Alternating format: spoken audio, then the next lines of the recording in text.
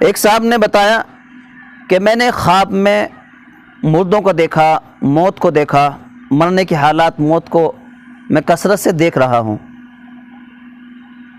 اور اپنی موت کے متعلق بھی کچھ دیکھ رہا ہوں۔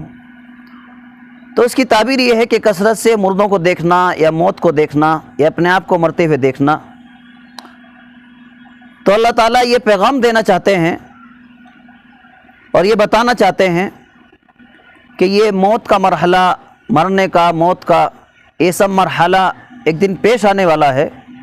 اس کے لیے تیاری، آخرت کی تیاری کی طرف متوجہ کرنا چاہتے ہیں۔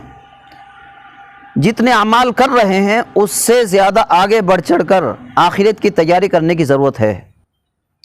الحمدللہ اگر وہ ساتھی نیک ہیں اور نیک کاموں کے اندر مبتلا ہیں، نیک کاموں کے اندر بڑھ چڑھ کر حصہ لیتے ہیں، تو بڑی خوشی کی بات ہے۔ مزید نیک کاموں میں سبقت کرنے اور بڑھ چڑھ کر حصہ لینے اور آخرت کی تیاری کرنے کی طرف ان کو متوجہ ہونا چاہیے۔